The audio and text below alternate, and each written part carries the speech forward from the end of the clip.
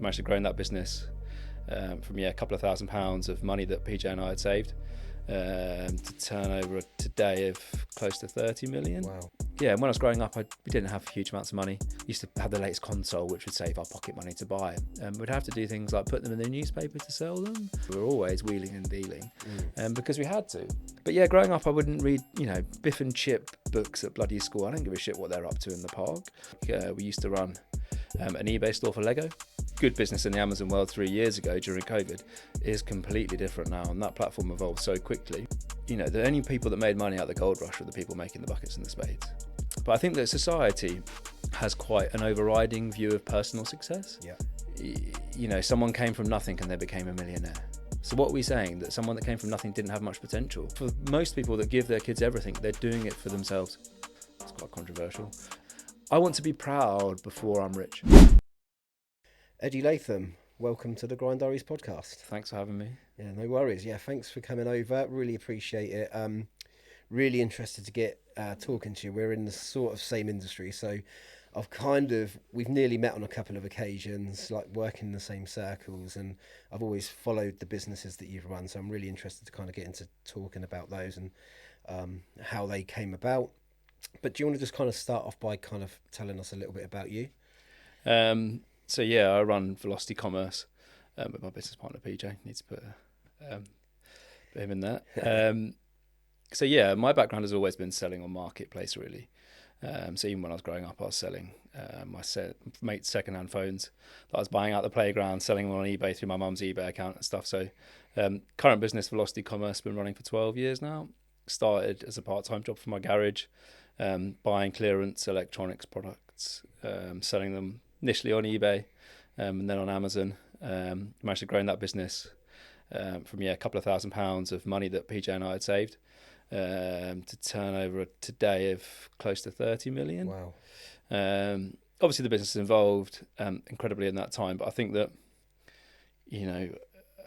I spent my whole life, studying, I guess, in a very loose sense, and involved in marketplace sales. So the business initially started on, our knowledge and background of selling on Amazon and eBay, but has evolved in that time we have our own brand now, which is traditionally an Amazon native brand, but now sold globally, not just on Amazon globally, but also in Argos, Currys, most of the big retailers in the UK, a home audio brand called Majority Audio.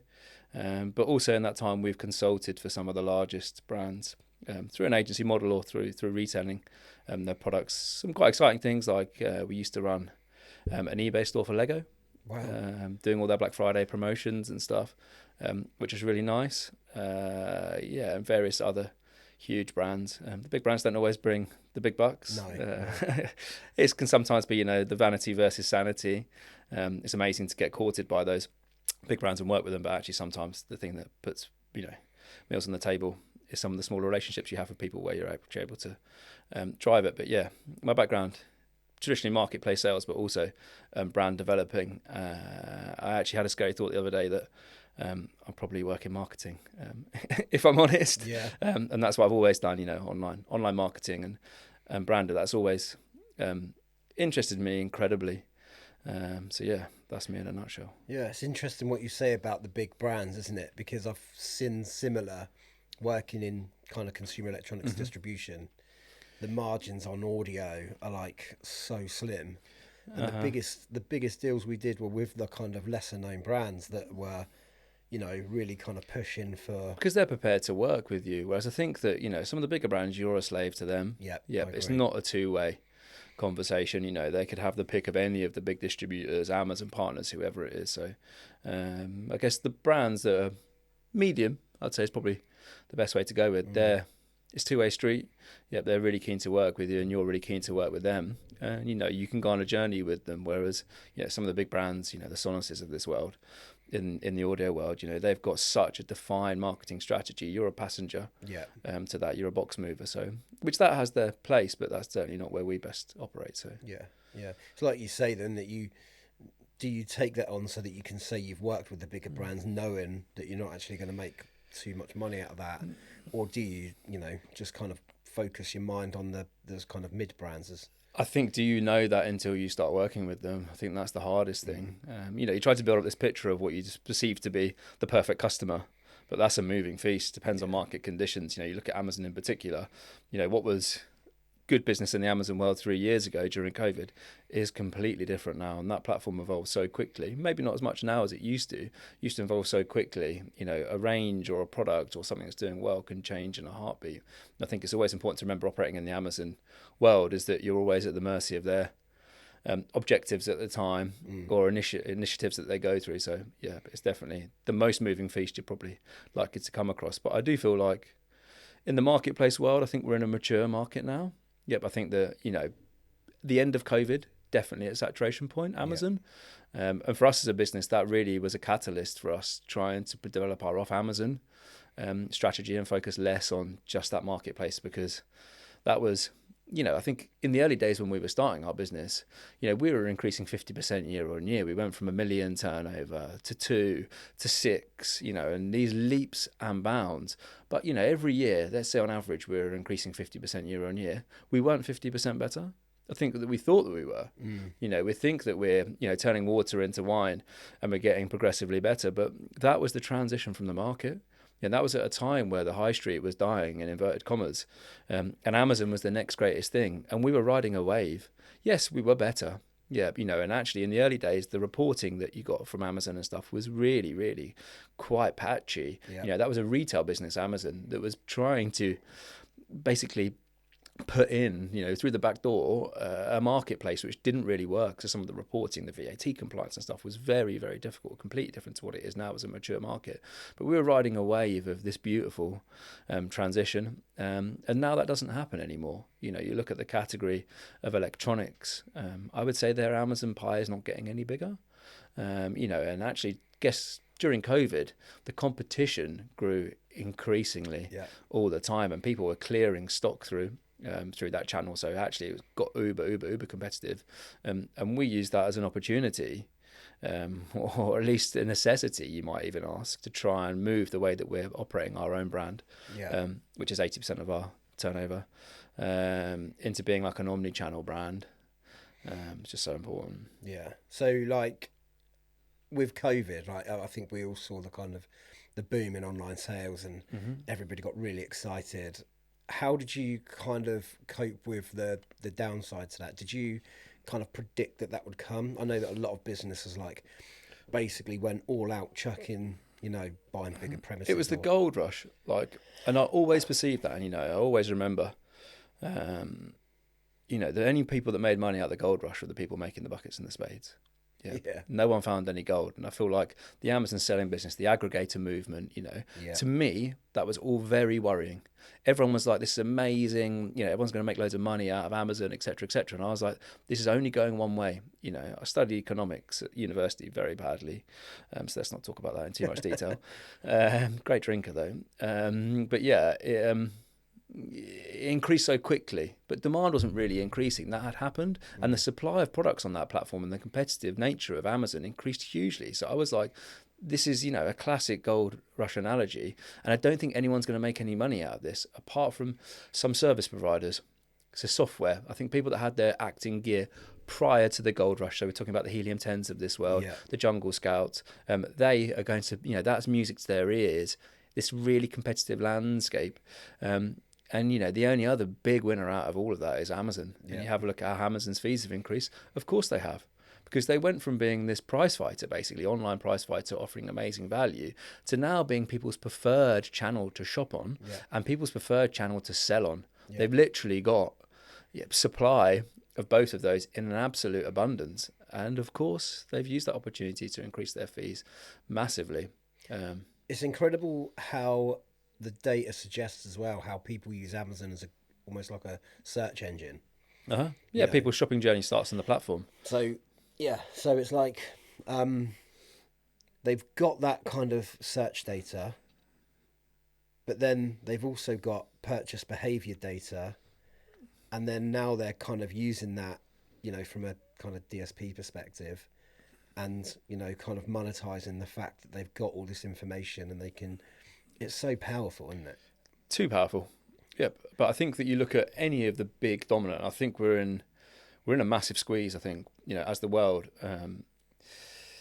and society in general, by big tech companies. And, Amazon is very high up on that list of big tech companies, but, you put in their Meta, you put in their Google, even Apple to an extent. Apple control, we talk a lot about in postage, let's say, the last mile delivery. Well, actually, in technology, the last mile delivery now is delivered by Apple, and obviously Google with the Android platform. But everyone interacts through their iPhone, through their smartphone, and they're so dominant. We think that with these technology people, technology providers in the Amazons, etc., are keeping each other in check. I think that's probably a pipe dream. I think that they're so powerful now, and they occupy so much of the market, that I think we're in a difficult position as consumers. They're way too dominant. And this is really left field. I'm not suggesting it's a good idea, but in economics, again, mentioned it twice, should probably not talk about that anymore.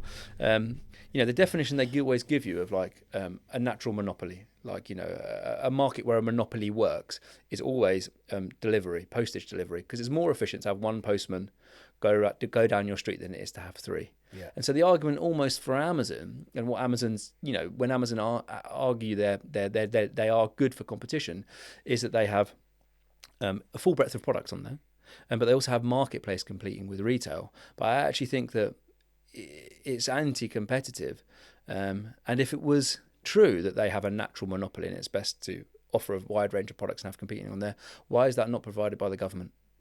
Yeah, why don't we make that a public good? Yeah, why don't we just have a marketplace that is not run for profit, that everyone can sell their wares on, and actually those profits are reinvested in keeping the place active? Because I think letting a corporation like Amazon do it is dangerous, because they're obviously going to use that position to exploit it. Yeah. And I'm not pro public ownership of things particularly, but I do think there's an argument there to at least regulate it hugely so that they can't exploit it to the degree that they do. It is frightening, isn't it, how much power they do have? Because, I mean, the thing that's always made me feel, I don't know, a little,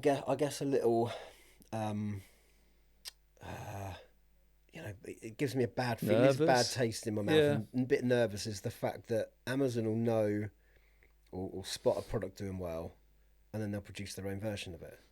So, like, from a seller's perspective, from a brand's perspective... But I'm actually in favour of that, because my aim is not for my own self-preservation, is I want the consumer to get the best deal possible. Yeah. So the fact there is the fact that it is competitive. People say to me, "Oh, I've been selling on the platform for 10 years and Amazon effed me," trying to swear over. I was definitely going to swear. I'm really good at it. But I always think, that's competition. It should be a level playing field, and it should be completely equal for all sellers. And I think that we need small sellers to compete with the big sellers. And I used to work for RackettownPlay.com before I started my business, so involved in marketplaces as a job. And you used to get sellers say to you, but I've got a warehouse and stuff, and this person's trading out their bedroom. They shouldn't be given the same rights as me. I'm like, they absolutely should. Yeah, because if they're able to operate out their bedroom and offer the same service that you are, they've got a leaner business.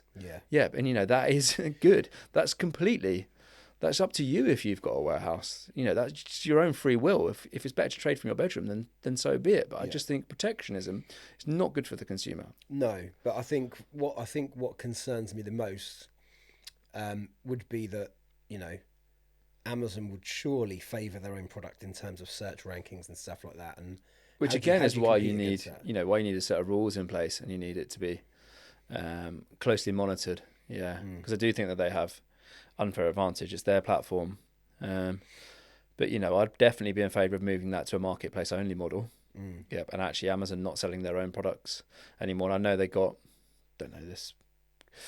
It's definitely true, but I think there was a huge amount of pressure on them to stop some of their Amazon Basics ranges and stuff. Really?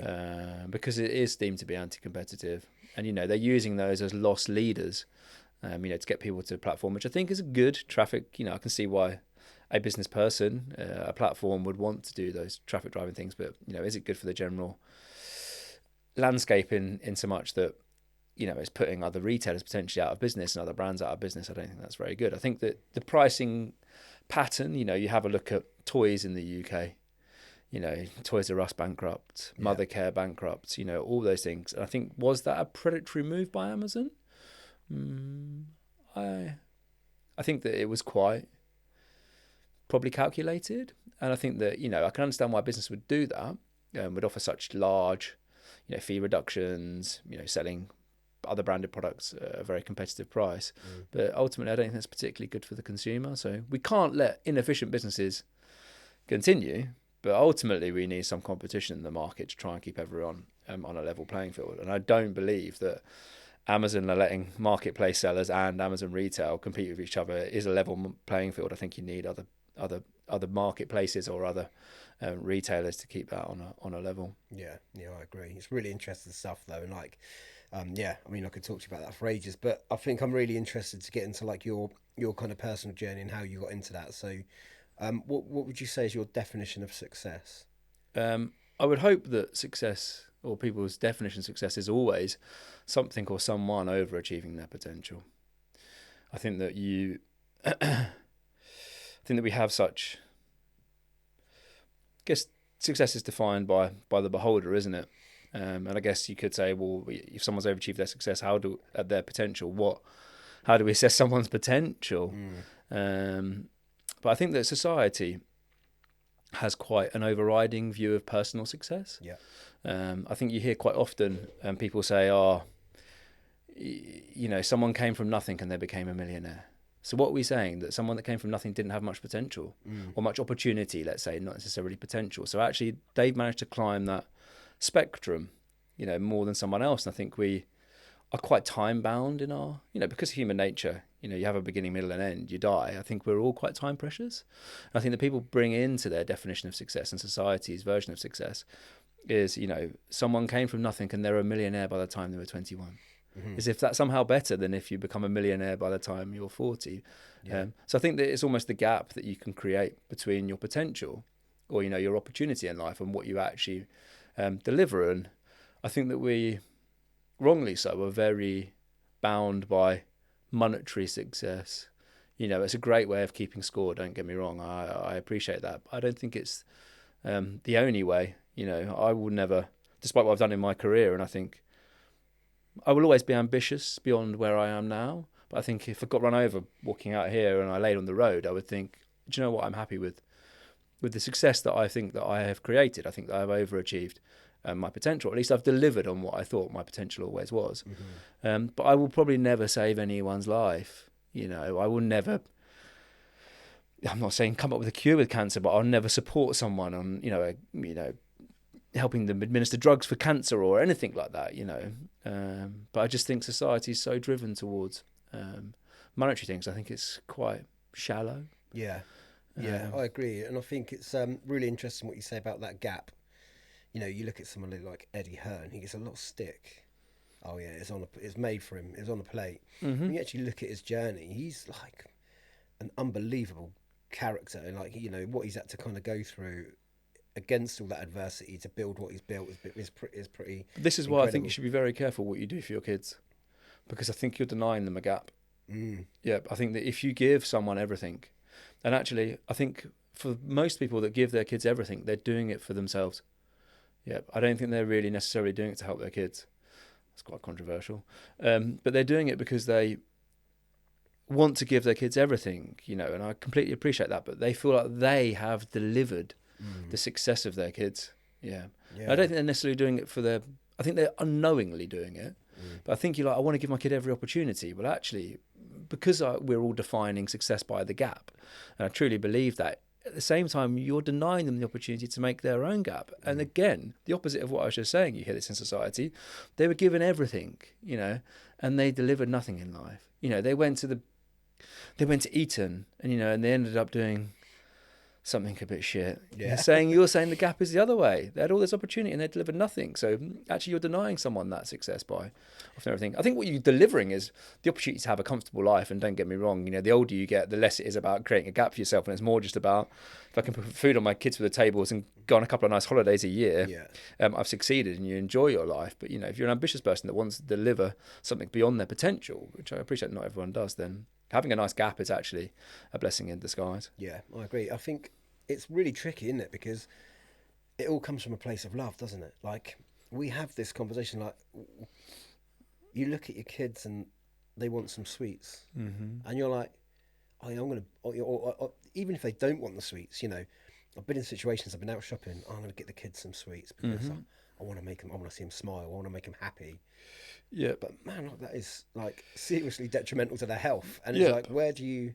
But this is almost a lack of investment, that, isn't it? And I don't mean that in a horrible way. I'm not being critical of you, but I'm saying that, you know, to be a healthy person takes investment in your health and yourself. Yeah. And I think that it's really easy to succumb to a quick win, you know, a quick bit of happiness in giving them some sweets. But actually, is that in the long term going to deliver them to be the people that you want them to be? And I know that's quite a deep thought to think about, have such a finite, quick decision about buying them some sweets. But I think it's something that we should always remember. And I recently spoke at a careers day, and, you know, talking to the kids about sixth form students. Like, I'm surprised they listen to anything, let alone me. But they, you know, people said, oh, you know, what should I do? And I said, oh, I think it's always try to have a picture of something you'll be proud of. To try and do something you will look back on and you'll be proud of what you've done.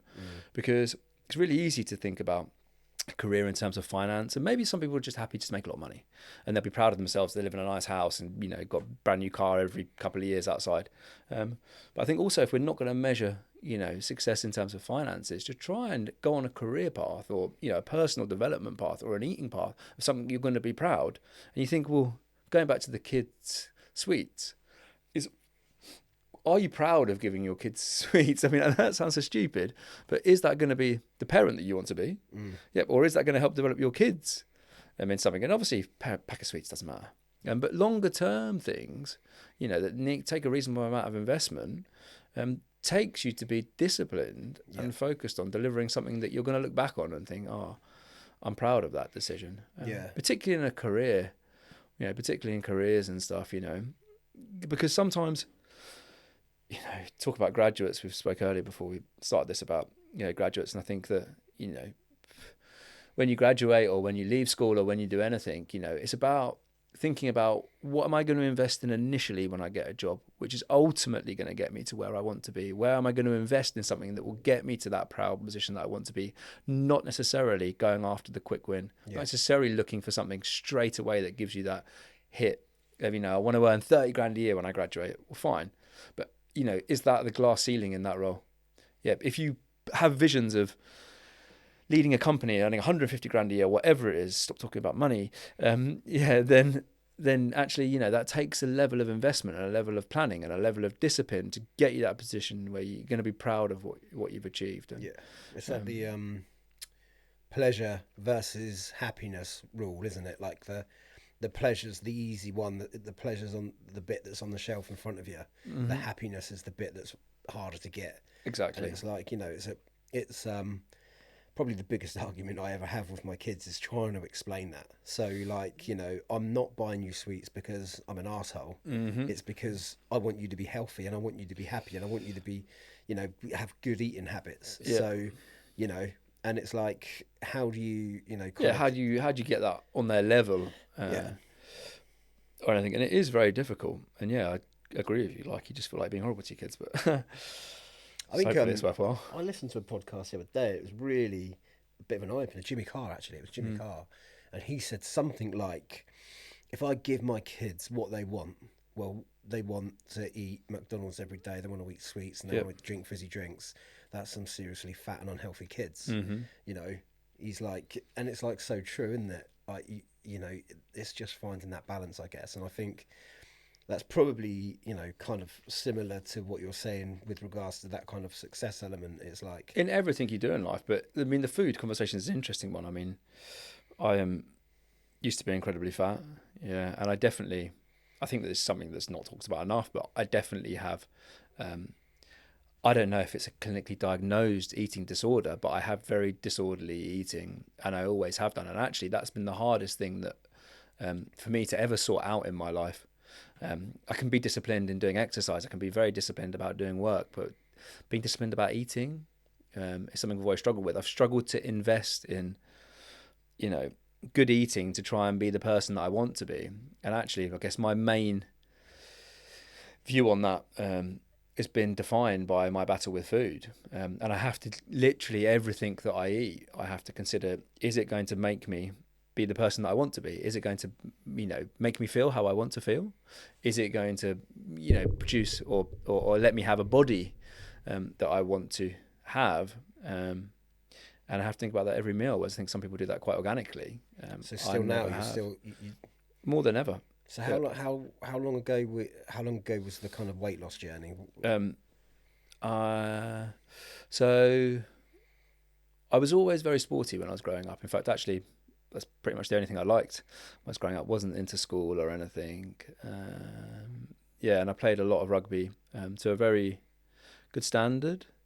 So I was, athletic when I was growing up and stuff. And I always wanted to be a rugby player. I think there was probably a season or two where I might have been good enough.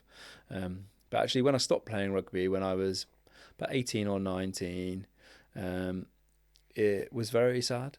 Yeah, I actually felt like something had died in my life, something that gave me a huge amount of focus and a huge amount of energy. So why did you stop? Wasn't good enough.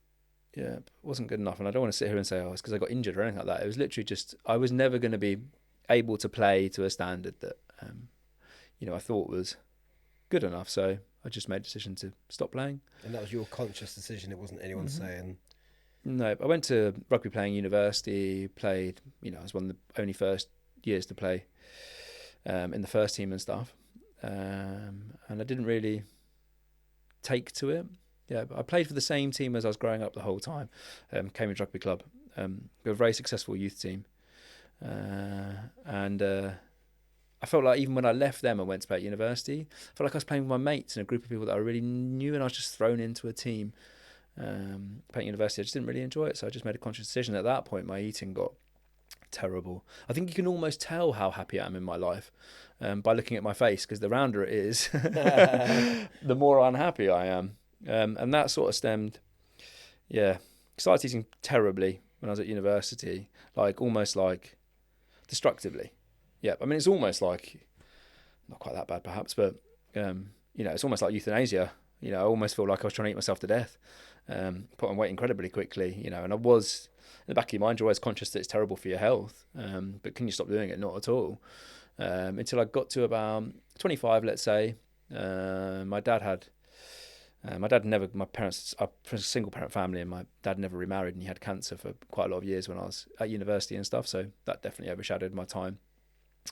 He lived on his own and stuff, so I had to come back to Cambridge quite often and look after him and stuff. Again, that made me upset. Ate a lot. By the time he died, when I was 25-ish, I was 20 stone. So put on probably in 5 years or so. And again, it's up or down, because again, having disorderly eating disorder, whatever you want to call it, I'm very good at not eating. I'm very good at eating, but I'm very good at not eating. What I'm really terrible at is eating moderately. Again, that's why I have to have that conversation with myself every meal I eat. Is this going to get you to where you want to be? And sometimes that can be, not eating can be terrible, and also eating a huge amount. But got to about 25 stone, and actually, when my dad died, again, my eating is directly linked to my happiness. My eating improved quite a lot. So that was close to about 13 years ago. Do you mind me asking how much you weigh now? High 13 stones about. But I've been, even in the last 5 years, I've been in the 12 stones. I feel like I'm in a very happy place with my weight now. Yeah, my eating is controlled, but I have to think about it a lot. I have to think about every meal, again, go through a decision-making tree about whether I eat it or not. But I think that the whole of society has a problem with eating. We talk about lockdowns and the pandemic and stuff. And, we did this to protect people's health, but people sit at home eating shit. The concept of Deliveroo, pickles my head, because, people sat on their sofa, can't be bothered to move, Your weight is defined, or your health is, in the main part defined by the calories you burn versus the calories you consume. And now we're addicted to this app called Deliveroo that means you don't have to move to eat shit. How bonkers is that? Yeah, it's crazy. And, we lock down to protect people's health, but people are killing themselves, and not only killing themselves, putting a huge burden on society because they can't control what they eat.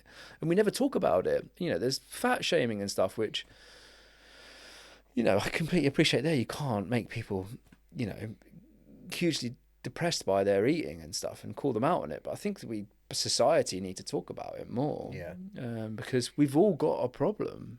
We've all got a problem, and not only, you know, what's his name? Someone Osmond, the guy from The Chase or something. Guy, one of the few podcasts I listened to, was him saying that, you know, he's got eating addiction, but you have to continue to eat if you've got an eating addiction. It's not like drinking, where you can just say, okay, I'll abstain from drinking alcohol. Yeah. You know, we all need to eat. But I think there's a huge lack of education in what is healthy eating. I think. Do you know what I think? I think there's no lack of content. There's no lack of people trying to give you advice. I think it's just so muddled. One person's telling you watch your calories. One person's telling you don't ignore eat your UPFs. Oh, this person's telling you just count your calories. Yeah. One person's telling you this. Eat keto. Eat this way. Eat the carnivore. You know, and it's like, well, what the fuck? How do I eat? Like, what is Every healthy diet, eating? the backbone of any diet is eat less. Yeah, you know, you talk about like, you know, caveman diet, paleo diet, yeah, you know, vegan diet and stuff. It's all basically eat less. Yeah, you know, eat things, you know, good luck eating 5,000 calories of lettuce a day. Yeah. Yeah, I mean, it's going to make your stomach hurt quite a lot. But do you see what I mean? It's like, if you eat the right foods, then generally you can't eat too many of them and stuff. But I just think there's a lack of education out there, you know, and people, the problem is that not only do we have a very convenient society to eat stuff, we've also got marketing of food that's basically quite literally ramming shit down your throat at every opportunity. Yeah. And that's got to end. Like, you know, people's health and people's prosperity and people's general standard of living should not have something actively marketing against them. And that comes to, you know, gambling adverts, drinking adverts, you know, we've curbed massively. But food still seems to be, you know, so hugely detrimental to people's standard of living, but so rarely talked about. Yeah. Someone mentioned to me recently, like, when was the last time you saw an advert for a single ingredient food? And I was like, do you know what? That is because back in the 80s when I grew up, Fifes were always advertising, you know, their bananas and that.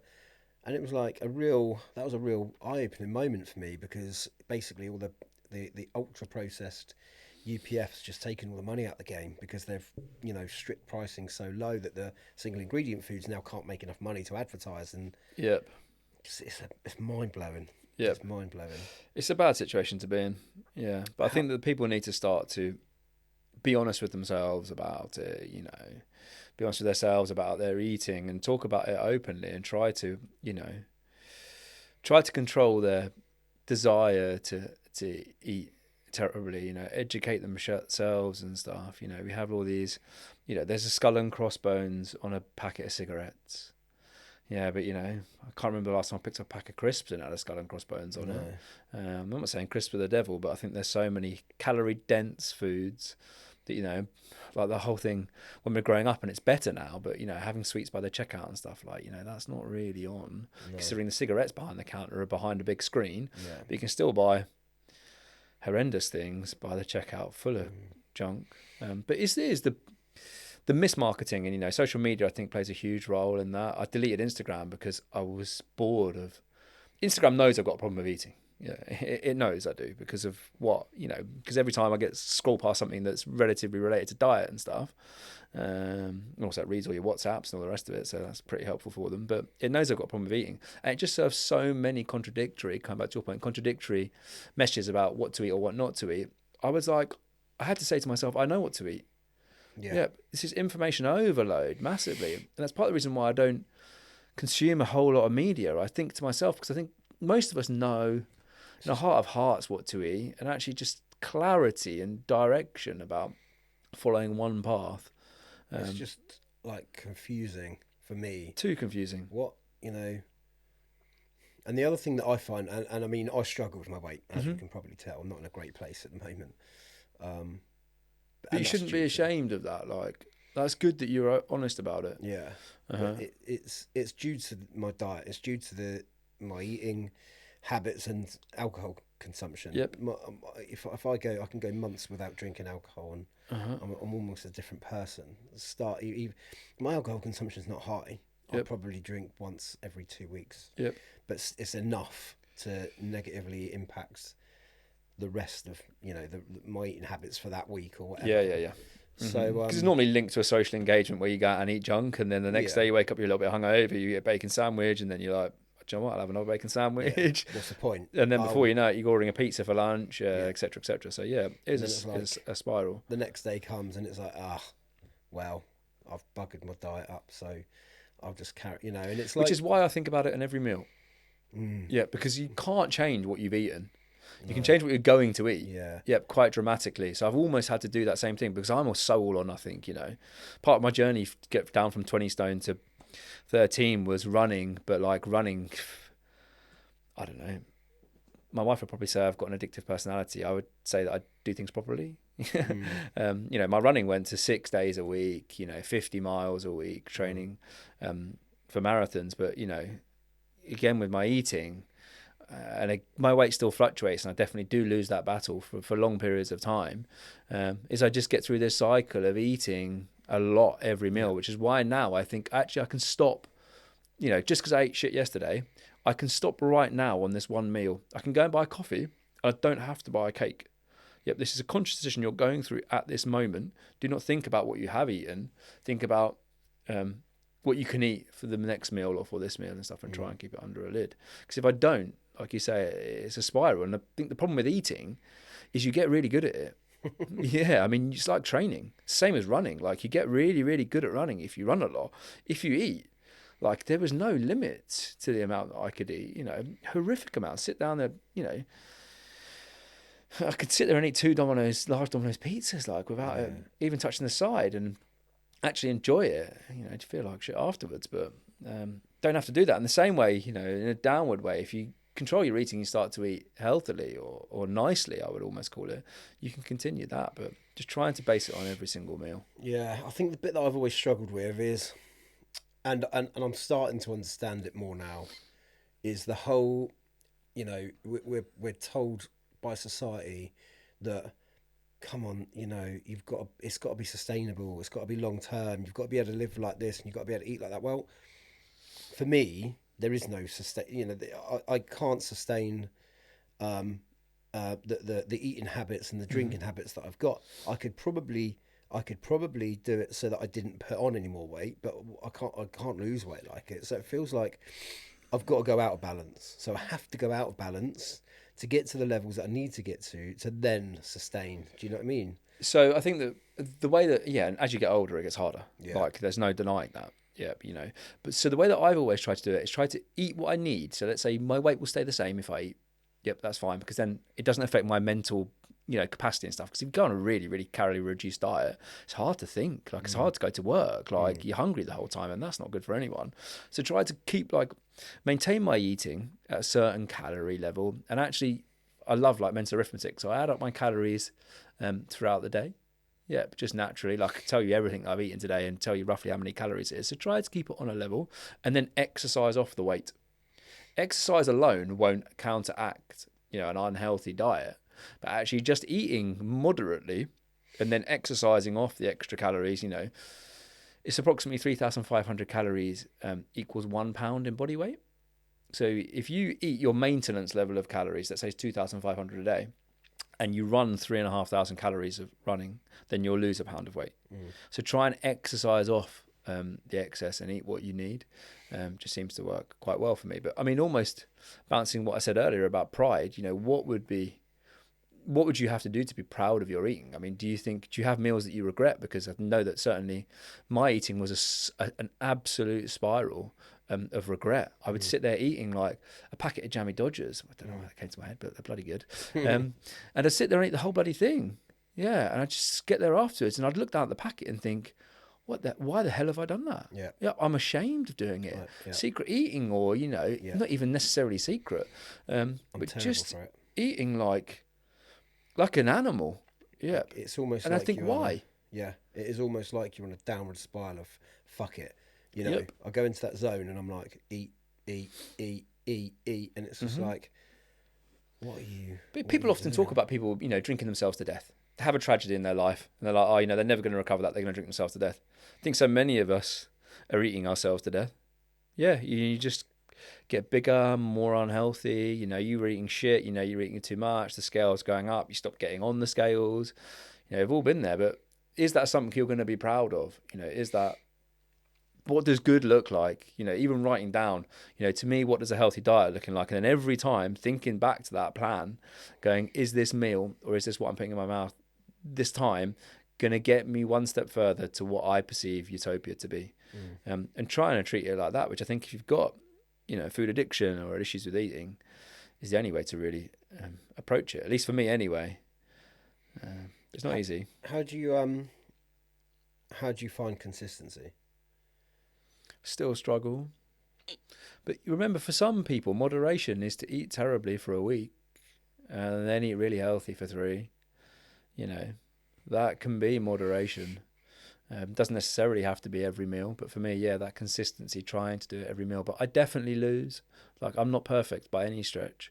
And it has got easier, but it's a balance and something that, you know, takes constant nurturing. I don't think I would never not be addicted to food, or, you know, definitely have tendencies to eat terribly. But I'm proud of my weight loss. Like, you know, and still probably too often I get up pictures of Fat Eddie. Yeah. And then people are like, fuck, you know, that's all. And that means a lot to me. But I also have to remember that. It's almost like you learn from your mistakes. It's like, I know how terrible it was and how much of a hold eating and being fat had over my life. Yeah. And as much as I can control anything else, I never controlled that. And it's almost like, you know, someone said, you know, exercise is the opposite of a drug. Yeah, but drugs make you feel really great when you do them and really terrible afterwards. Yeah, exercise makes you feel terrible when you're doing it, but really great afterwards. It's the same with my eating. Is I know if I say no to that KFC or whatever, yeah, that KFC is going to make me really happy in that moment, but actually terrible afterwards. And I always felt like I was going through those regrets. And so now I try to be conscious of that. It's almost like with drinking. If you can remember your hangovers, you'd never drink. Yeah. So now, before you pick up a pint, think about how terrible you feel the next day. Yeah. Yeah. And I think that's the only way to broach it. So I just try to remember how sad I felt when I was fat, how much I was ashamed of it, how much of a hold it had over my life, how I would just compulsively sit there and eat shit. And I would just look at the food, and even when I'm chewing it, think, why are you doing this to yourself? Why are you putting yourself through this agony? And just try and remember that, because it's such an emotional roller coaster. Do you think people realise that they're feeling like shit when they're in that state, or do you think that they just think it's normal? This is how people feel. Like, cause the thing is, we've normalised being fat to an extent. I think society, people that think they're normal weight now are not generally. They're fat. I mean, I'd even consider it my weight now. You know, I'm not necessarily a healthy weight. I think I'm probably a little bit over that. But I think we've normalised what fat is, and eating shit. It's just part and parcel of everyday life. And I think that we need to try and encourage people or educate people in what, you know, good eating is going to be. And I think that, you know, when I'm open about my eating, it's amazing the amount of people, you know, I've posted on LinkedIn about weight loss and stuff, and you get a lot of messages from people saying, oh, you know, I really need some help with this, or, you know, people at work have reached out to me and stuff. So I think that it's starting to come on people's radar, but nowhere near to the extent that it should be. Yeah, and the whole kind of, you know, kind of fat protection thing. Like, do you think that's detrimental? Don't think we're being honest with ourselves. Yeah, as I said, you know, an alcoholic is like perceived to be someone that's got this horrendous addiction, you know, oh my God, they've got such a hold over them, you know. Drug addicts, you like, you know, that person's begging on the street because they've got a drug addict, you know. I think that a lot of people lose their lives to eating, but we never say, you know, people, you know, certain people that are really good at eating, you know, end up having to have mobility scooters and stuff. It's like, you know, that's debilitating. Yeah. Yep, and that is an addiction to food. What else could it be? Yeah. People that accidentally, you know, without knowing that it's ruining their life, eat stuff. Just no one really acknowledges it. It just seems to be acceptable that people are okay to sit there and eat themselves to death. Do you think it's anything to do with the processing of food? Like, I was reading something the other day. I read loads of books, listen to loads of podcasts, all that sort of stuff, and some of it I take in, some of it I don't. But there was an interesting point of that the biggest industry in the world or in the country, I'm not sure if they were talking about the US or UK, but it was tobacco. And Mm-hmm. once with the health warning started coming out about tobacco, they realised that these that the tobacco industry is going to start falling away. The tobacco industry was the biggest employer But of look at Coca-Cola scientists. now.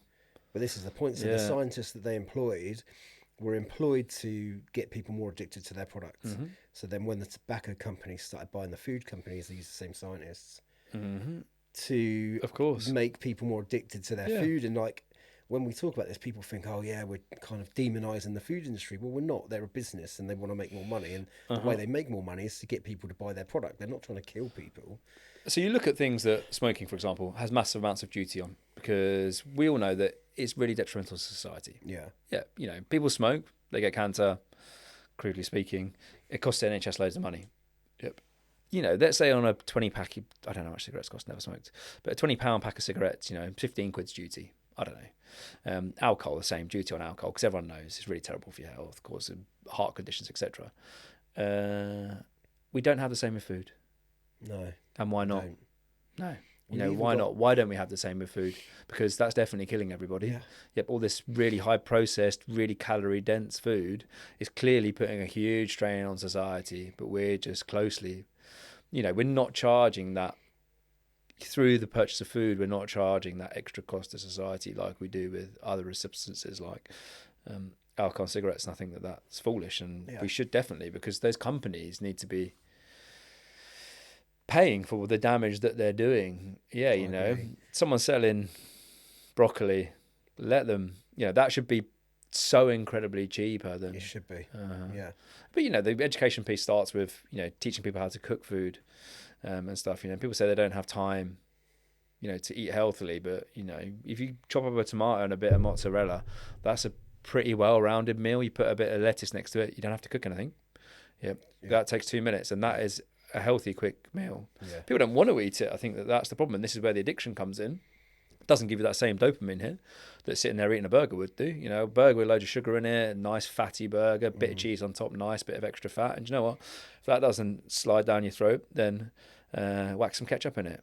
Nice bit of salt and a nice bit of sugar, and away you go. But we need to discourage people from eating that. So how do you do that? How do you do that in any other industry? How do you discourage people from driving their cars because it's polluting in the environment? Yep, you just whack a load of tax on it, but we don't seem to be doing that with food, and we seem to be completely ignorant about it. It was a real eye opener for me when somebody pointed out that on the side of a packet of Crunchy Nut Kellogg's cornflakes or whatever it was, there's a traffic light system, Yeah. and there's green lights on it to say, almost saying, "Oh, this is good for you." Yep. I mean, yeah, there was a red one on sugar, but there's also because the serving size is like a thimble full. Yeah, Yeah, it's ridiculous. Yeah, I always say to myself, if you ever eat cereal, which I don't ever buy it because again I can't be trusted with the food, so I just try not to buy it. And always, conversations to have with my wife is, if you put it in your basket, you've eaten it. Do never lie to yourself. Because sometimes I'm like, oh yeah, I'll buy that. Like a 12 pack of crisps. To me, that's one serving. Yeah. So I'm like, just don't buy them. Yeah, but a cereal, if I ever have it in the house for my son or whatever, is a serving is a coffee mug full of it. Yeah. Don't ever put it in a bowl. Because, they're 30 grams worth of Crunchy Nut cornflakes, which they deem to be healthy, which clearly it's not. Bloody tasty, though. Is a coffee mug full. Yeah. Or You coffee usually mug have half 90 full. grams. You usually have 3 times that. At least, yeah. I mean, when I was growing up, that's pretty much all I ate. So. Yeah, same. Yeah, same. It was literally Buckets full bowls. of it, yeah. I remember eating breakfast at home, and then we used to go to somebody else's house that took us to school, and I'd get there and they'd always give me more breakfast. It was a bit of a running joke, but yeah, as a kid, how much sugar is that I've just consumed? My brother and I used to eat 3 meals a day, pretty much. I mean, my mum was single parent, just 2 of us knocking around the house. Spent quite a lot of time in the house on our own, I guess, and just eat cereal like it's going out of fashion. Really easy for my mum to buy. Get a serving bowl and half a box of Crunchy Nut cornflakes or half a box of Cocoa Pops. Yeah. Probably not Cocoa Pops, too expensive, but yeah, it's just tasty though, isn't it? It's crazy. It's a fascinating topic. And yeah, you know, I could talk about food and all of that sort of stuff for days. I've got like it's something that I'm constantly like going on a journey with at the moment, and I've the most annoying thing for me is that I know how good I feel when I'm eating well and how shit I feel when I'm not eating well. But So just yet, try and think about that before every meal. mm, It's the only way. yeah, it's a really good strategy And actually. just try and like be conscious of the calories you eat. Yeah. As I said to you, I could recite everything I've eaten today, and some days, you lose track of it. But almost one thing that I like, done a bit of like calorie counting to an app and stuff, but something that definitely makes you aware of is conscious about the calories that are in everything. Yeah. If you can't regale and recite what you've eaten that day, you've eaten too much. Mm. Yep. And actually, sometimes that is enough to think, sometimes I don't know exactly the amount of calories I'm on that day, and it's only a loose. I mean, I love mental arithmetic, so I'm quite happy to add them up. But yeah, if you can't remember, probably eating too much, or eating Yeah. the wrong things, really. And you should know, everything you're putting in your mouth, you should know roughly how many calories it is, whether it's good for you, the protein content, perhaps. Yeah. Yeah, I guess it is just being conscious, isn't it? And making those decisions based on, like you say, knowing that, that is gonna, that's a good meal or that's not a good meal, and so on. But yeah, it's fascinating, and I think the world would be a better place if everybody ate better, because the power of food is so strong, and like Got to eat. like I've experienced in my life, I can, the amount of productivity at work I get done when I'm eating well and treating myself good is so much better than it is when I'm not. So Yeah, something that really helped me break my bad eating habits was going vegan. I was vegan for really, 5 years. But it was before there was huge amounts of vegan processed food. Actually, I've started eating meat again and dairy products because I don't want to eat processed food, or trying to limit the amount of processed food. But when I first started being vegan, like you could only eat salad and chips, like and packs of nuts and stuff, like whole foods really, and that helped me break my cycle. And people are like, oh, but what do you eat? And I'm like, well, exactly. I need to really think about meals and stuff. And I was running a lot, so trying to eat a lot of protein, which when you're eating vegan is not. But tough. it Yeah. helps break that cycle. Yep, it's something that you have to focus on, and it helps just break that cycle. So again, I would say for me, it wasn't a fad diet. I perceived at the time that I'd do it forever, and it helped me break that mold of just eating stuff that's bad for you. It's really hard to find. At least it used to be junk vegan food. You really have to study it and stuff. And again, coming back to you can't eat 5,000 calories worth of salad. It's very difficult to eat 5,000 calories worth of vegan food. People are like, oh, well, nuts are really high in fat and stuff. Yeah, but you can't sit there and eat 5,000 calories or even 1,000 calories of nuts because you get jaw ache before you Yeah, so felt true. fun. But you have to avoid peanut butter and stuff. There's a few things that can trip you up, but nowhere near as many as there is eating a traditional carnivore diet. Yeah, no, it's fascinating. I think like I say, we could talk about food forever. Yep. Like it's been like it's one of those topics that I think everybody's kind of have their own journey with. But can we talk a little bit about your journey in your business and how that kind of transpired? So yeah, if you don't mind, kind of taking us back Yeah, on, of course. how it all started. So I'll start when I was very little because I think actually, I think it's very important, like how your career pans out and look at things when you're growing up, really. So, as I said earlier, from a single parent family, my parents were separated when I was born, actually. Got older brother 5 years old, who I said to my wife the other day, he's the best thing that ever happened to me. Very, very supportive, Sam. So, born single parent family, and we didn't have a huge amount of money when I was growing up. I wouldn't go as far to say as we were poor, but my mum was a teacher, living on her own. People think that Cambridge is this really affluent place, but it's the most unequal city in the UK. However you measure it, that's what it claims to be. Really? Because the university employs a lot of, for as many lecturers as it employs a lot of cleaners and catering staff, etc. So it's a very interesting city. And when I was growing up, we didn't have huge amounts of money. So it meant that we had to sort of make money ourselves. Spent a lot of time being independent. Yeah, because my mum wasn't there. Even when I was 5, my brother used to walk me to school and stuff, which was nice. But it meant that we used to do things like used to have the latest console, which would save our pocket money to buy. We'd have to do things like put them in the newspaper to sell them. Yeah, we'd buy second-hand stuff and then try and sell it on for a profit. We were always wheeling and dealing, because we had to. And it was really good. And my mum said to you, I was really good at mental arithmetic. I've always been, good at that. And that partly stems from like when we used to walk around Tesco's when I was little, actually Sainsbury's, because we don't have a car, so just go to the local Sainsbury's. My mum used to make me add up how much all the shopping cost. Really? Yeah, which I used to do really happily. I mean, she was just giving me something to do, so I wasn't a pain in the arse probably, but it was really good. Yeah, but I added up all the shopping, and by the end of it, she'd only have £20 on her, so the most she'd have, and the shopping would come to £19 and 15p, and I'd know that.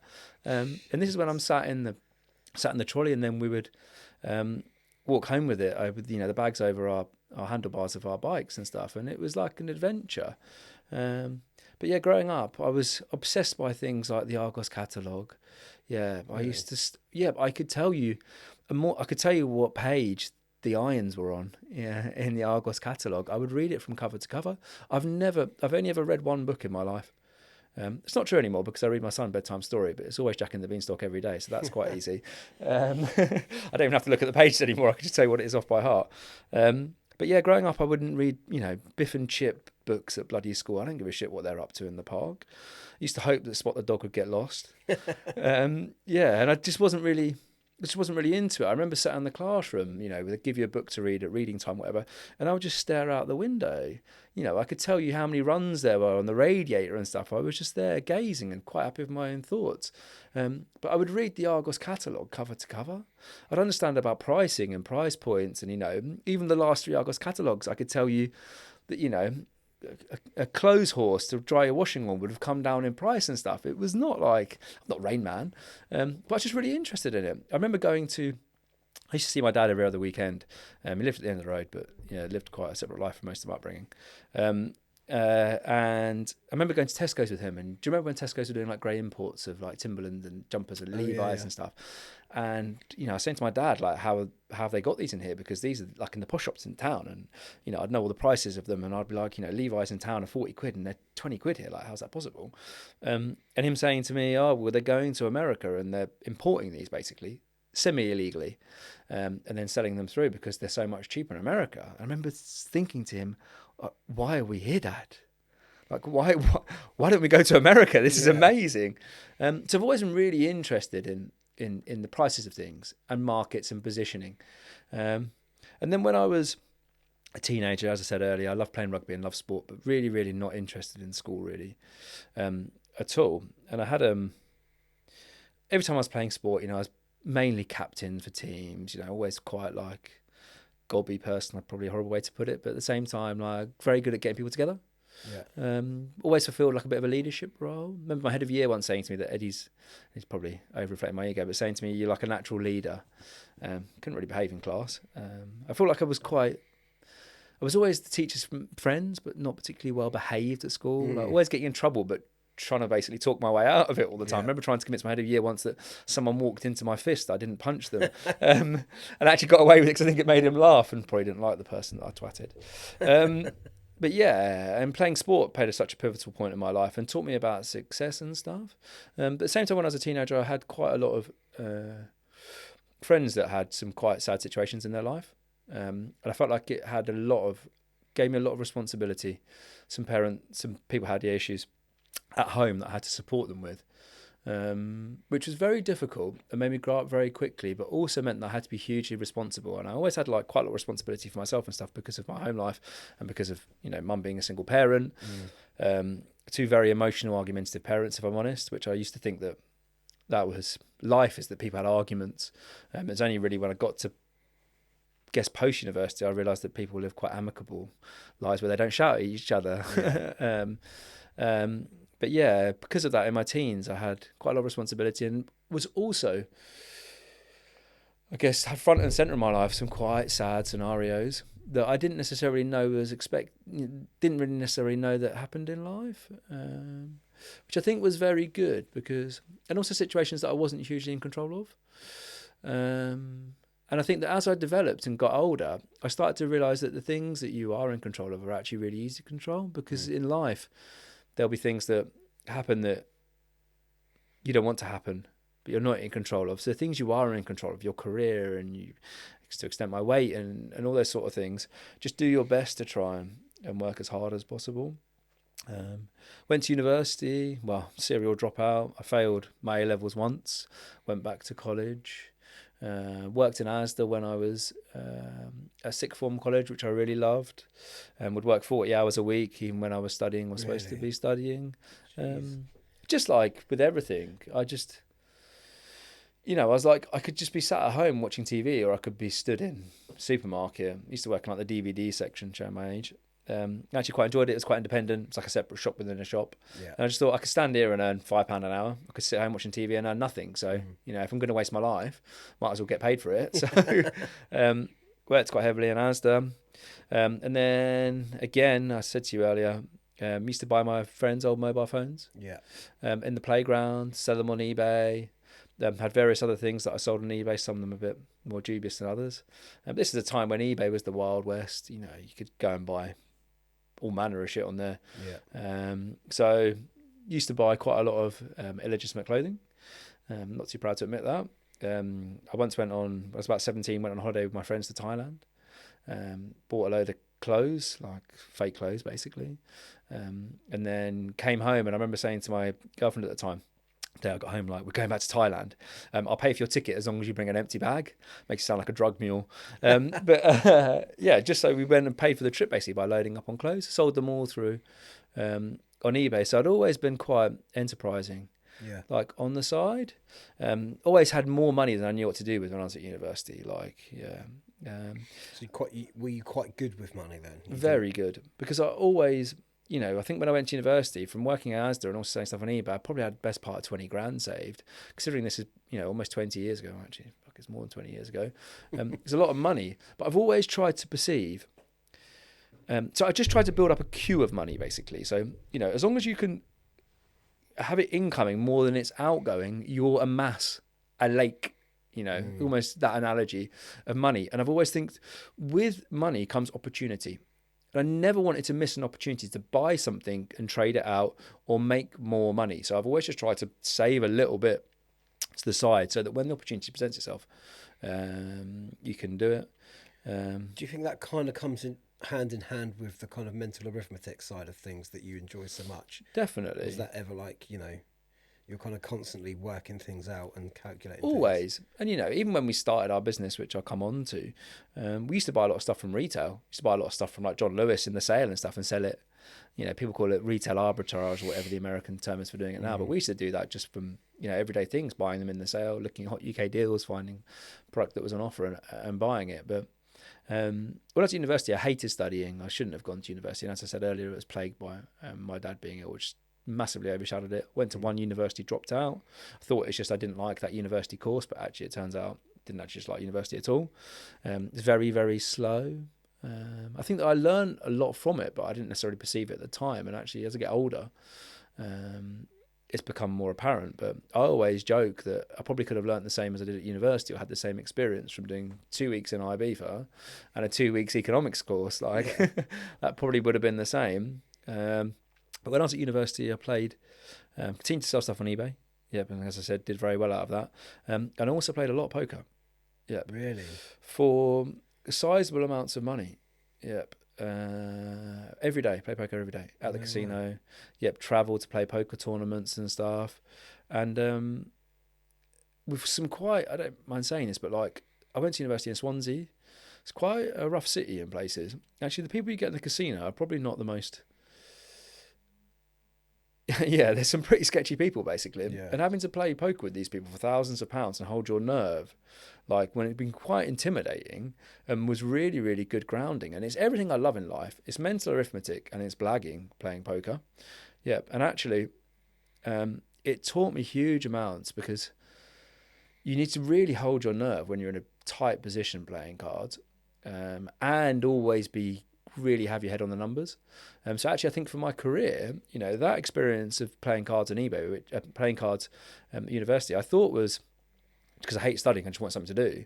But actually, do you know what? I think that's helped me more in my career than I could ever anticipate too. In a company, running a company, you've got to sometimes when things aren't going well, you've got to put a brave face on it and go and tell everyone it's going to be okay. And that sort of is like a poker face. Yep. And you've got to believe, you've always got to be the most positive person in the room, despite what might be happening in the background of the company. But I left university, got a shit degree, and I felt like I was still selling stuff on eBay, still doing okay, and I felt like I needed to get a proper job. So I'd done all this eBay selling, and I went to get a proper job, and it was the middle of the recession in 2008. So like, it's an economics graduate with a pretty crap degree, not really in a great place in life anyway, put on loads of weight, had a dad that wasn't very well, and I just got a job working in sales at like a local conference place. And it was only after a time there that, my dad died in the end. And then, I ended up leaving the job, really. It felt like a good time to, he had died. So it was impossible for me to go away perhaps as much as I wanted to when I was younger. Like when I was growing up, like holidays weren't a thing in my house. Like we just didn't have the money for it, or, it takes a lot of organisation holiday. And like we're a single parent mum. So I'd never been on an aeroplane with my parents or anything like that. Like we weren't poor. I mean, as I said to you before we were chatting, I always had the latest trainers. And that to me was like what I was happy with. My mum worked very hard to buy us those, bless her. But yeah, my dad died, and I chose that opportunity to go travelling to clear my head really as much as anything else. And that is a travelling trip is where I started to lose weight. So I was 25, just went away for a period of time, and came back and I got my job. 26 is now 27, so 12 years ago, got my job working for Play.com. Which actually, Play.com were going through a transition at the time. They got bought by Japanese company Rakuten, went from being a retail business of buying stock and selling it, selling DVDs predominantly and music, to being a marketplace. And actually I got the job at Play not because of my degree or my previous work experience, because I'd been selling on eBay for such a long time. It's very difficult at the time then to find anyone that had 10 years worth of eBay experience. And actually I did.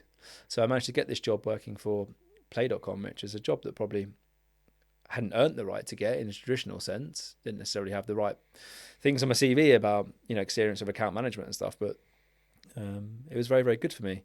And actually I started my business as what people call a side hustle now for my day job. I saw these people selling stuff on Play, and I guess for me eBay had always been a way of earning unlimited pocket money, not necessarily a way of making a living. And I saw these people selling on Play.com and eBay and Amazon, and I was like,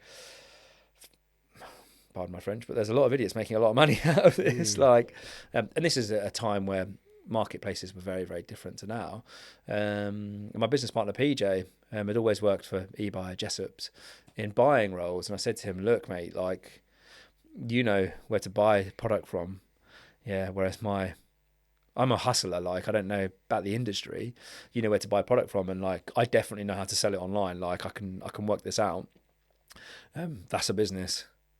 So this is 12 years ago, started buying clearance product. But again, buying clearance product is you have to know what the market value is. You just look, you get clearance lists from big distributors, whoever it is, you have to hustle them and ask for it, ask for clearance lists and stuff, but you have to know instantly with all confidence, you can't dip your toe in the water with this. Someone offers you, the first product we bought was 3,000 laptop rucksacks, Belkin branded, and it was £3 a rucksack. You can't buy 1,000 of them.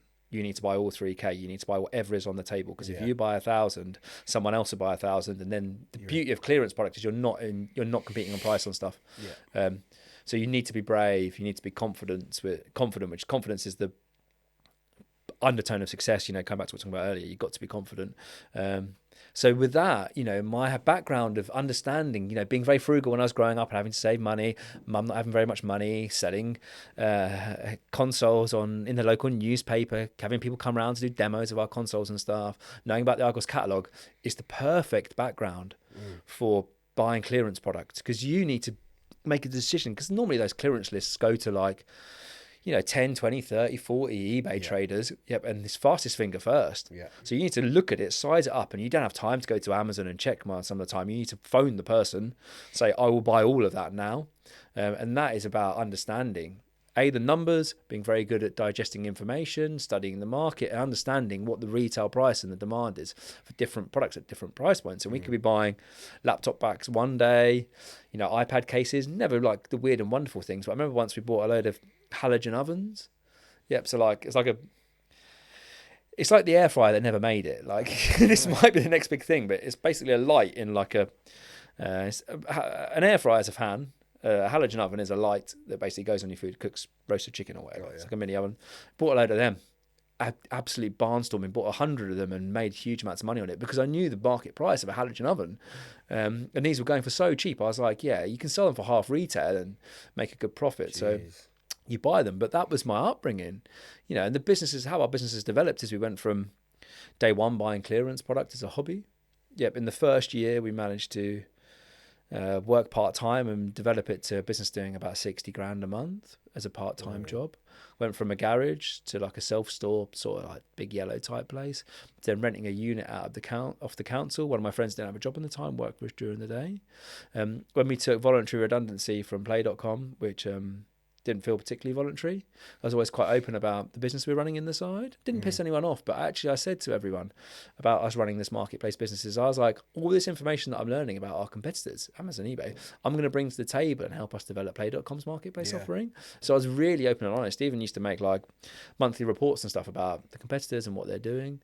But when it came to a position of voluntary redundancy, it was definitely the right time for us to go because we were quite open about this and other people wanted to retain their jobs and we were quite happy to leave. So we put our hands up first. But we went from buying clearance products, I guess, like when we left our jobs, everyone wants to go on and everyone wants to be a maverick. I gave up my job and started my business, but people still want a salary. You still want a regular income, and clearance is not a regular income. Deals dry up. You get something selling, it sells out. You can't buy any more. So we started working with some brands on refurbished product. We'd bought some refurbished from brands through clearance. Then we just went to the brands direct really and said, rather than you selling this to clearance houses, you'd be much better off placing it with one partner. And we became that partner. It meant that we had continuity. From some brands, we just get sent stock on agreed pricing every month. So it meant we had an income. And we had credit terms on that. So business evolved into basically a refurbished reseller. And then we also started to import our own products under our own brand, which was really, initially, it was like we'd get something on clearance. Like I remember we used to buy loads of old iPhone docks. And they were like old hat then, but still large demand online, particularly at Christmas. And we were like, wow, this is really drying up in the market. I mean, we were buying tens of thousands of iPhone docks from different brands. From clearance, end of life. And then we were like, do you know what, it'd be lovely if we could get some more of these. How about we just go and import them from China? So I went to China on a buying trip and just bought basically lines that had done well out of clearance and imported them ourselves. So we started our own brand Majority about 2 years into the business. And in that time, last 10 years, it's grown hugely. Firstly in the UK. In total, we've sold about 3 million units of Majority product now, and about 2 million of those are in the UK. So is that predominantly electronics, is it? All electronics, audio. How I describe it, like elevator pitch. Well, pretty crap elevator pitch, but it's always say to someone, we sell speakers with a plug on them. We're selling audio products, 90% of the range is audio. And we're not interested in portable products, really. It's mainly home products, soundbars, radios, bookshelf speakers, some turntables now. Sort of higher end. Not really. Yeah. No. Initially when we launched the brand, it was, there was no private label on Amazon now was huge, but 10 years ago, no one was doing private label. We were just competing with branded products. This is before there was brand registry on Amazon or anything like that really. And our competitors were like the Argos own brands. Traditionally, the Tesco's Technica product and stuff.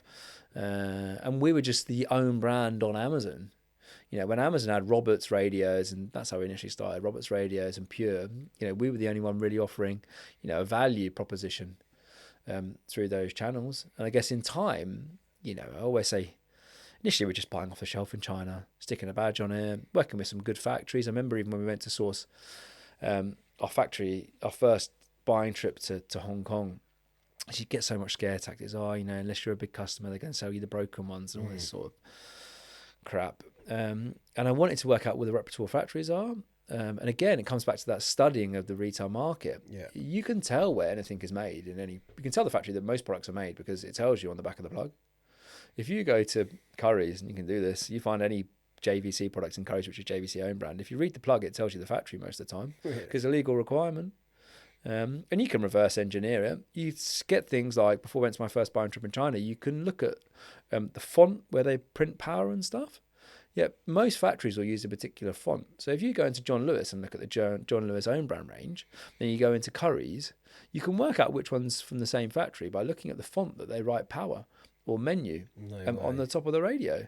And you just go around the Hong Kong fair, and no one will publicise the fact they're making for Currys because Currys would get annoyed about it, understandably. Yeah. But just going to the stands in Hong Kong fair, looking at the way they've written power, comparing it with a picture on your phone, you can tell who's made what. No way. Yeah, you can just obsess about it. So you can reverse engineer what factories to deal with and which ones are the reputable ones, which ones are going to provide the correct certification and stuff, because it's huge. John Lewis or sourcing their own brand and not going to, work with anyone that's not belt and braces, bona fide supplier, and we would just piggyback on the back of that. And that's how we started sourcing our own products.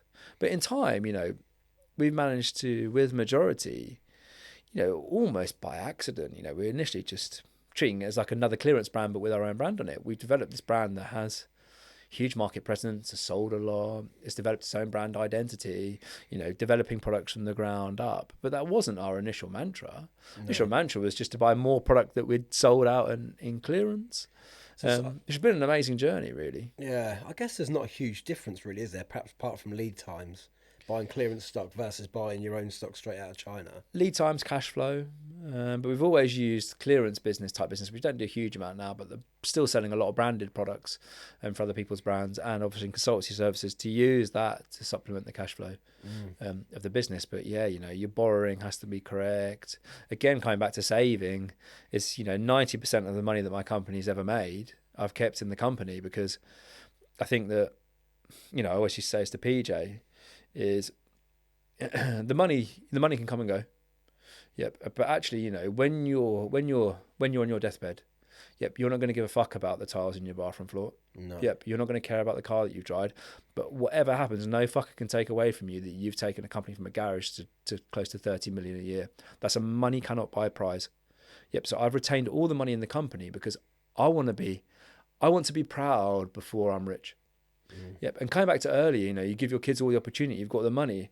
What good is that really doing anyone? Yep. I've had nice cars and stuff, but actually doesn't bring you anywhere near the self-satisfaction and happiness compared with going on a journey and building something. And I think that, as an entrepreneur, people say that entrepreneurs are like money hungry or money focused. To me, that couldn't be further from the truth. Because if I wanted to be rich, I would have quit or sold my business a long time ago. Yeah, I want to build a castle. I want to stand there and look at my castle. I want to see other people helping me build this castle. I want other people that work for me to be part of that castle building journey.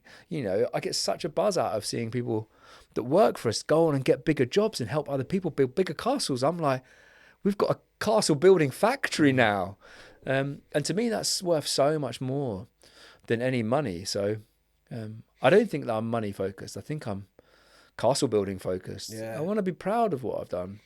Do you think that's changed your decision making though over the years? Like, I mean, obviously, a business needs money to run. So I suppose you've got to have that in the back of your mind. But do you think that kind of rather than taking the route towards the big bucks, the quick buck, do you think that's changed your decision making and stuff to say, well, actually, longer term, this is going to be better for us?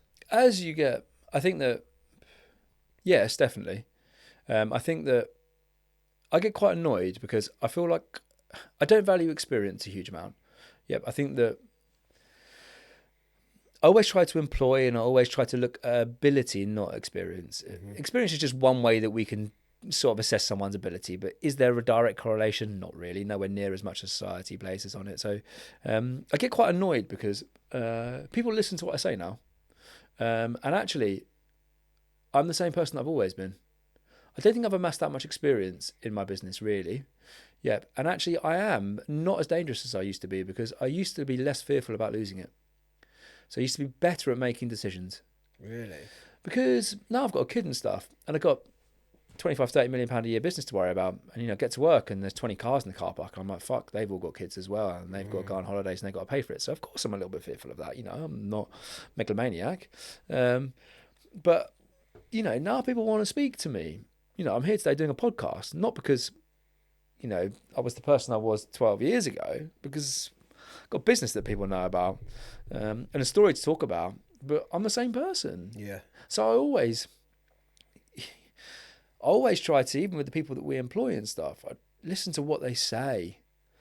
I think that everyone's opinion is so valid, and I think you lose so much value if you start to give people too much respect. I always say that I don't have a huge amount of respect for anyone, for anyone, but I have a huge amount of respect for everyone, because I think everyone's got something to say and something valid. And you start to look at people like, their shit smells differently, and it doesn't. It's the same person. Yep. And you need to really listen to what they've said. This is why I don't like listening to podcasts, because I think you get so much value. I shouldn't say it today. Well, I don't read books, because I think you get so much value out of conversations you have with everyone. Yep. And I'm able, a bit like with eating, I'm able to put that through my own decision tree, whether I think it's good or not. So I just like to listen to what everyone's saying and think really deeply about whether it holds substance or value. Because I think out of every conversation, we're only one step away from bankruptcy. All of us are any time. We're only one step away from success, particularly in today's society where things can go viral and the next minute, can be either vilified or the best thing since sliced bread. So, by definition, we're all equal people, and we're all pretty standardized people. I'd like to think that this is why with my running and stuff I've always pushed myself, because I'd like to think to 95% we're all able to achieve things that someone else has done if you have the confidence. And you have the ability, and you have someone that believes in you, which I feel like I've always had huge amounts of self-belief, and also had people that believe in me. My brother, even my parents to an extent, although for all their faults, they've always been very interested in my opinion, and they've always had huge amounts of belief in me. And I try to do the same with other people, because I think, we had this conversation, nature versus nurture, and I've never really understood it, because there's literally fuck all you can do about your nature, but there's everything you can do about how hard you work. Yeah. So why am I that concerned about it? I appreciate I've got to try and find something I'm good at, but actually I think that most people are good at things they enjoy, because they try a lot harder with them. So basically it comes back to that vision of find something you will be proud of doing. So have a vision about something that you're going to be proud. If that's going to, I'm going to be proud if I'm a doctor. And just keep that vision in your mind, and then do everything you can to try and nurture that out of yourself, or support other people on their nurturing journey to try and pursue that vision of pride and their happy place. Yeah, that's really interesting. I really like what you say about the putting people on a pedestal. I think this is really one of the reasons that I started this podcast was because I used to do that. So I'd look at you, right, 10 years ago, and I'd think, well, I'm not like Eddie, so I'm never going to, I can't be as successful as Eddie because I'm not like him. And he's different, and he's got some special gift. And I really, really would kind of put you on the pedestal and make you untouchable in my mind. Right. But detrimentally, that meant that I'm not going to ever even try to get there. And it couldn't be further from the truth. No. Like, I definitely don't have a special talent. I'm a little kid that liked the Argos catalogue, that's gone on and made a living out of that. And even when we're sourcing products for our own range now, I just know the sweet spot of a certain product. You need to hit a certain price point, needs to have a certain spec. Like, that's the same thing. But I think the one thing that defines any successful person, let's just take entrepreneurialism because we're talking about it today, is there's one underlying character that they have, and that's confidence. Confidence is everything. We talk about the shit that people say, you learn from your mistakes. Don't worry about that. Don't worry about learning from your mistakes. You need to ask yourself why some people are quite happy to fuck up and then get back up again and try again. Why do they have the confidence to do that? I mean, why do they have the audacity to fail at something and go, do you know what, I'll have another crack at that. Because you keep on trying enough times, you will make it. This is not my first business. I mean, I cut that out of my bio because we haven't got all day. We've only got a limited amount of time. But, I've had other businesses that have failed, but for some reason I didn't care. I always thought I'd go and make it. And I think with some people, they have a safety net. Some people have a clear, defined safety net. Yeah, I think that my friends have always believed in me a lot. I have a very tight group of friends. Played a lot of sport, rugby, get tackled, you get back up again, you have another fight. I mean, it's literally you're getting knocked down all the time. So I've always had that confidence to try again and again and again and again and again. That's something I've always not wanted to lose. But, people in general, if you're saying that you don't feel like you've gone on is to start a business or do something is a confidence issue. Yeah. Yeah. Or for some people, they don't have the, for some people that are on the breadline, they don't have any backing. They lose 1 month's worth of salary, they're fucked. Yeah. People say to me, "Oh, I started my business again, 26 or whatever." People say, "Oh, you're so brave to start it when you're younger." I was like, "No, absolutely not. Absolutely, I wouldn't do it now. I'm not. I've got a mortgage to pay. Yeah. I've got a son to worry about. Yeah, I've got a family to look after. I've got bills and stuff." My dad had just died. I felt like I had nothing. I was in a pretty desperate place when I started my business. I lived in a rented house, a rented flat, that had a garage, fortunately, that I could start a business from. It was literally I didn't have a car to put in it. So I had to put something in it. I used to put stock in it. And I was in a very, very easy position in my life where I felt like I didn't really have anything to lose. So it was all or nothing. And I always used to joke. People, when I start my business, say to me, "Oh, you're investing all this time, but are you making any money?" I used to say, "Well, no, probably not. I'm probably not making any money, but, I'm learning incredibly quickly. And what have I given up? I've given up a lying. I wake up at 5 a.m, I go and pack parcels. Like, I can sleep when I'm dead. And I don't watch shit TV anymore.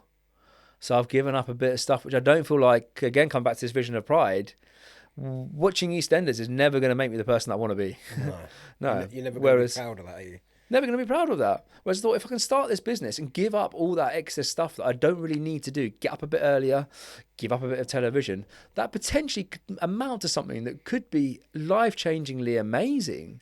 Yeah, could let me, be that person that's in like Tesco's and being that disruptive retailer, importing those Timberland jumpers, or do something amazing. I don't know, but it's going to help me on that journey of what my vision of pride is.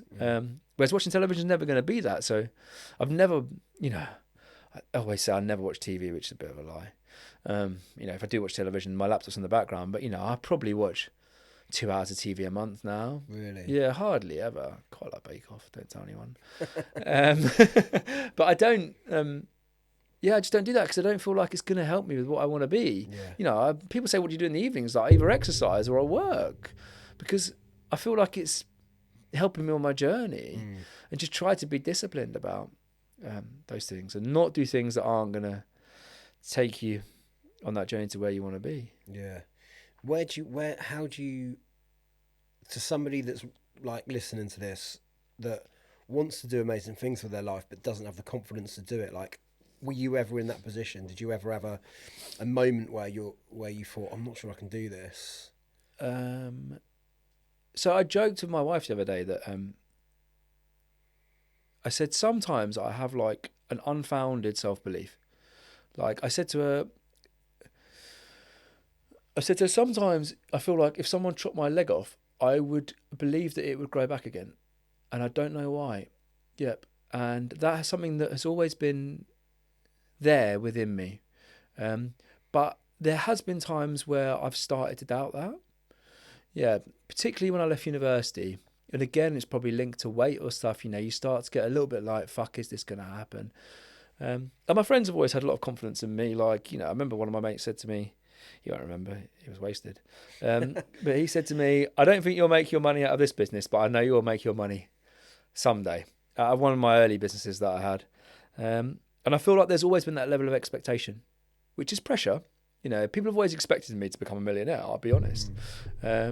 Because I've always talked about it a lot and studied it a lot and focused on it and had confidence in it. But that confidence has wavered. Yep, it's not been easy. And even over the last few years of my business and stuff, it's been really, really difficult times. And in years, we've lost more money than my mortgage. And that's a bit of a pill to swallow. Yeah. But you need to really have your confidence more than ever when you have a tough time. When it's going well, piece of piss.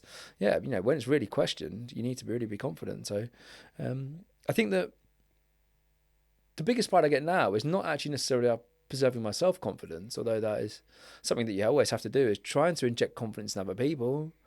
And particularly, some of the most senior people at our business have no experience, but I have so much faith in their ability. I've just thrown them in the deep end. And I always try to, I've never really enjoyed any job I've ever had, I'll be frank, and I'm quite open with people at work about that. So I tried to deliver jobs to people that I felt like no one ever gave me that opportunity to have. I felt like no one ever gave me the rope that I needed to try and, put my own personality in it. And it's possible in a small business. I pretty appreciate it. In big businesses, that just doesn't really happen. But yeah, just try to take a lot of satisfaction out of seeing other people blossom, giving them the confidence, telling them they can do it, because I think the difference between someone that's good at something and someone who's not is almost always confidence. Yeah. Nothing else. Yeah, I think you're right. And I think it's really powerful as well, isn't it, about what you say about, like, making sure that you're empowering people and giving them that confidence. When I think back to jobs I've had where I think I've learned over the years, I'm in a leadership position now in my full-time job, and I feel like what I have done over the years is really learnt from every leader that I've ever had, good and bad. Yeah, definitely. So I've always looked at the really bad leaders, and I don't suppose they're bad leaders. It's probably just not your style. React to them. Not your style. Yeah. Yep, exactly. What's the manager position, or the thing that is going to what's the sort of manager that you want to be? And you're like, do you know what? That person gets it done, but I'll be fucked if I'm going to be like them. Yeah, I mean, that's a thought I have quite a lot of the time. Yeah. I'm never going to shout at anyone. Like, I just don't agree with it. No. Yeah, it's exactly that. And it's really interesting, my first proper leadership role, I got a real slap in the face with reality, because I always wanted to be this kind of like, I trust you to do a great job. Come to me if you need me. Whereas actually what happened was I recruited a bunch of junior people that were kind of like, first or second job. And actually they just felt really unsupported because I was always off doing my, and it was like it was a real lesson. But yeah, I mean, I think got to plant seeds, I think, though, because actually you can control, you've got to give people ownership of things. Yeah. But, I think if you're a shrewd and clever manager, you can give someone a seed. You know what's going to grow out of that. Yeah. Yep, you know exactly the plant that's going to grow, but you give them the seed and let them nurture it themselves. Yeah. You're in control of their journey. Yeah. Yeah, but you know what the outcome is going to be. Yeah. And that way you get really engaged, driven people that have ownership of the journey. But in reality, they're growing a tree that you know what they're going to grow. I think that, I hate the concept of KPIs, but setting people really defined KPIs, I always almost refer to it as bookends. It's like, don't go beyond here, don't go beyond here. Yeah. But anywhere in between that, you get between those two lines, I'm happy. But you drive how you're going to get between those two lines, but don't stray. Don't stray, and make sure that what you're growing is what the business needs. I think that's good management. It means you're not micromanaging, someone's in control of that. And it's easier in certain jobs compared with others, but that's clever. I always say that you can chop down a tree with a scalpel if you know where to put the pressure, if you know where to put the incision. And that's the clever thing. If you're a good manager, you know exactly what KPI to set someone that controls their whole existence almost, not in a horrible way, but it keeps them focused on delivering one number. Whereas if you're like, can you do a bit over here? How about a bit of that? A bit of this? I'll disturb you in the middle of the week and completely derail you. That's terrible management. Yeah. It's completely terrible. Just set someone a goal. And again, it comes back to discipline. Like, I try not to ever ask anyone to do things between their weekly catch-ups. I'll write it on a list because I don't want to pull them pillar to post. They know what they're doing, but we have really defined set of metrics to try and adhere to. It means everyone's pulling in the same direction. Yeah. That's so important in it as well, especially in a kind of medium-sized business. Like you need that team are so important. I've got a few quick fire questions for you, if that's all right. Cool. If you could attribute where you are today to three things, what would those three things be? Playing sport, definitely. Yep, I think that I had a very win at all costs mentality. Yep, I've played rugby for 15 years probably. bit less maybe. I think I probably lost less than 15 games in that time. Really? Maybe that's like Chinese whispers to myself over the years, but I used to go years without losing. I think people having faith in me to be a leader, particularly when I was younger. Yep. And having the confidence to make decisions and speak up. Yeah, I think that I've always been quite happy to challenge people. Yep. And I feel like that's brought me mutual respect. And so I don't necessarily hold people on a pedestal. I try to treat everyone equally and respect everyone equally. And I feel like that, you know, I'm quite happy to call people out on things, not in a horrible way, but I'm not going to sit on my hands because I feel like someone knows what they're talking about, because I think very early on in my career, I realised that everyone was making up as I go along. Yep, you know, I went into play.com and I was like, you know what, I feel like I could do this. I feel like I could run this company. Yeah. And actually, I don't know where that confidence came from, but at the same time, I was like, do you know what, I think that everyone is winging this a little bit, and I can wing it like the best of them. So I felt like I had confidence to go and do that. So yeah, certainly having confidence has helped a lot. Yeah. It's like, it's quite interesting. And you talk about your friends in your circle having the confidence in you. Mm-hmm. How different do you think you'd have been if that was the other way round? As in, their perception of you was that Eddie's not really ever going to amount to anything. Yeah. I think there's an expectation, isn't there, that you always try and fulfill. Yeah, but I felt like, don't know, that I was always going to go on and have a business. Yeah, my dad was quite supportive of that. And he was a very interesting person. Yeah, like a freak of nature in terms of his intelligence, hugely clever. I always say that I'm the most stupid person in my family. Really? I don't overthink things.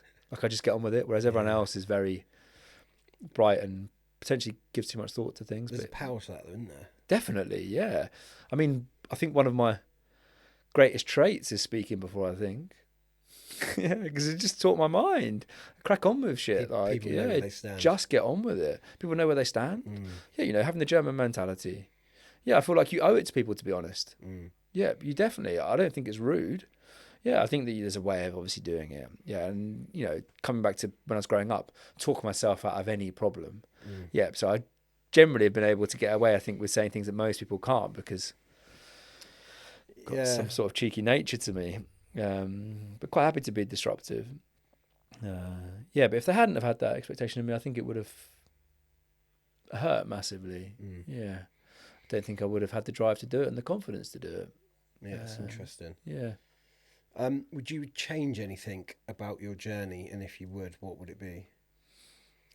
I think if you're happy with where you are, you can't change the route.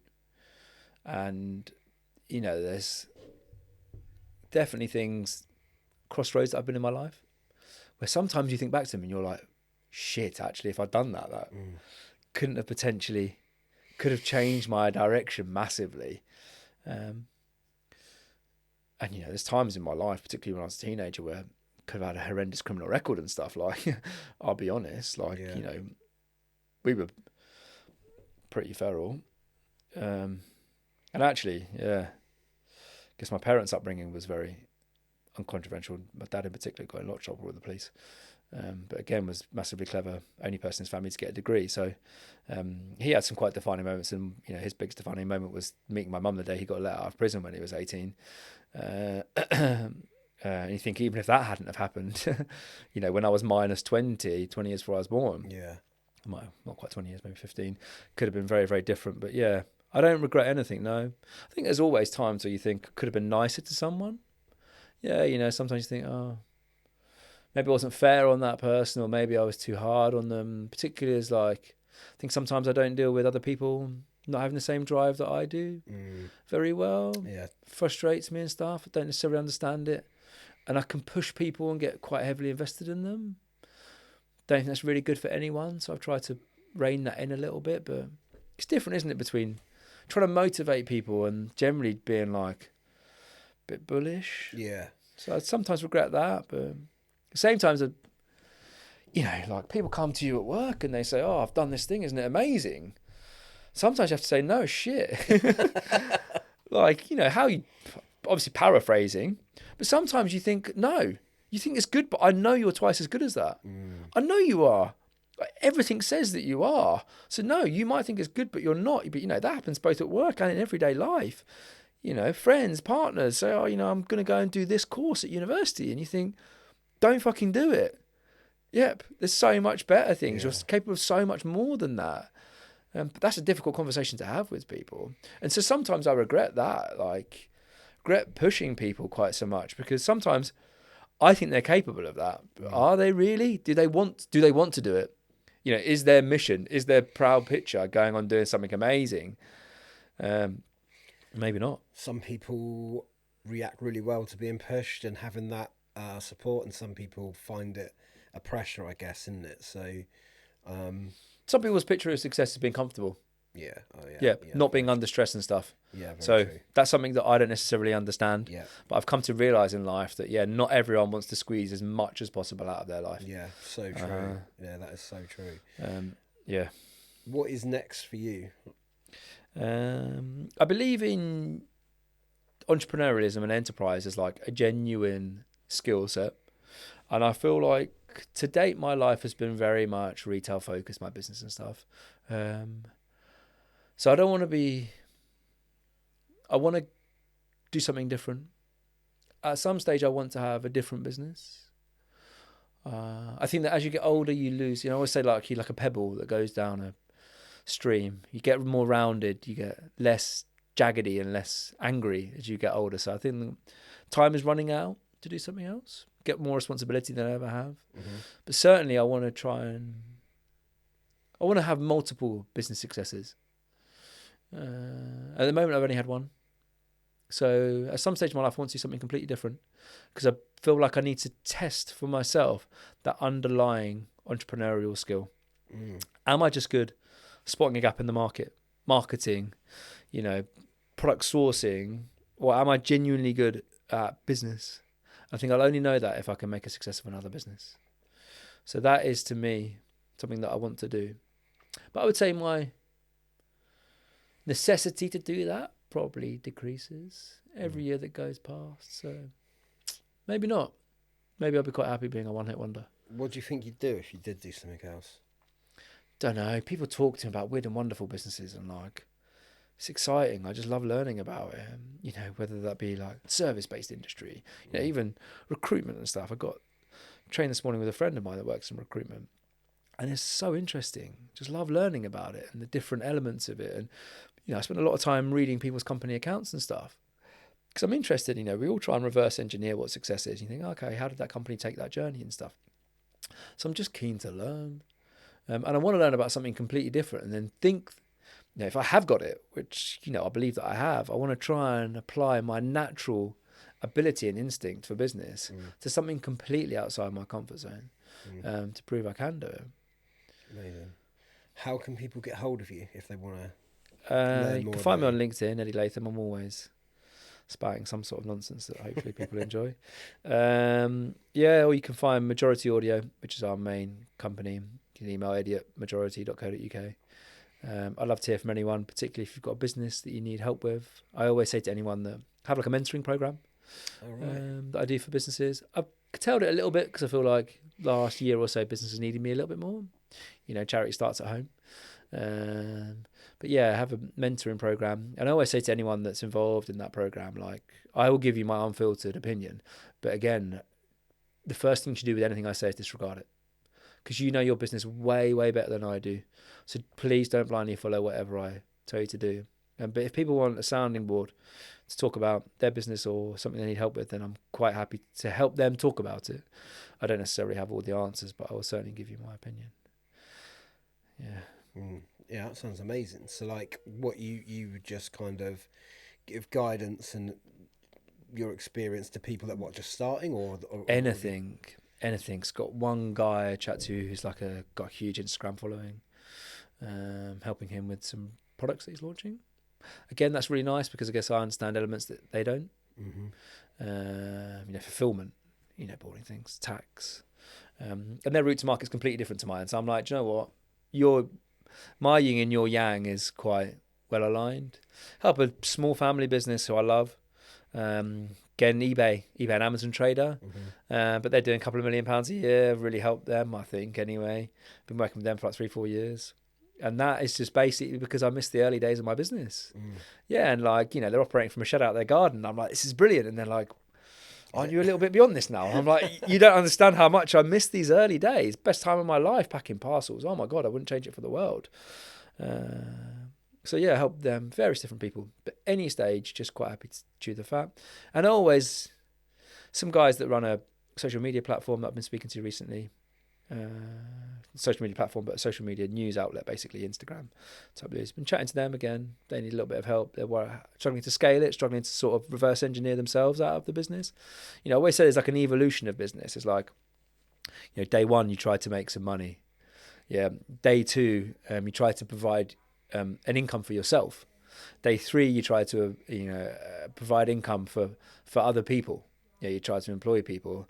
And slowly as you get through this evolutionary period, you know, you get to a point where you try to subtract yourself. Yep, you almost try to reverse engineer yourself or reverse yourself out of the business because your business needs to survive without you. Otherwise, you know, it's the Eddie Latham show. I think that's a position that lots of people struggle with. Yeah. You lose control.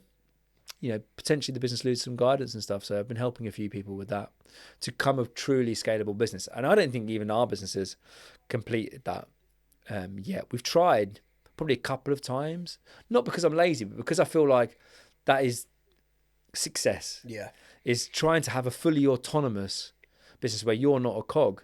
And I've slowly just tried to remove that cog. And maybe because of fears of my own, maybe because of market conditions, maybe because of everything, haven't necessarily achieved that. But talking to other people about that journey is also very interesting. So businesses of any size, between whether they're trying to start just to make a couple of quid, or whether they're trying to reverse themselves out of the business, quite happy to talk about anything. Awesome. It's been fascinating talking to you. Thanks. I really feel like I've learned a lot from you. You know, the health journey, I think is a fascinating topic and something I definitely need to kind of take heed of a little bit. But yeah, you know, and your business journey as well. I think I really hope that people kind of take a lot from it and you know, and learn from your experiences. That's what this podcast is all about. And yeah, I think, you know, Thanks very much for having me. Yeah, it's been amazing. very good. I find it very, very therapeutic to talk about my life. You know, I'm not a huge believer in like counselling and stuff, but I think to, you know, obviously coming to talk about these sort of things, you spend the week beforehand thinking through your life and what's got you there and stuff. And I think that, you know, being a business owner or business founder is quite a lonely place. Yeah. I've never had a catch up. No one's ever checked in with me to check if my performance is going okay. Yeah. So this is like, is that really? Yeah. Yeah, you know, talk through why you think it's success. You know, this is almost like my annual catch up. Yeah.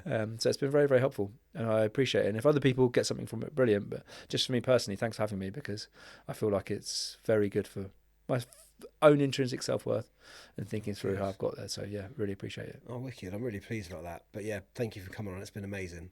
Cheers. Thank you. Eddie.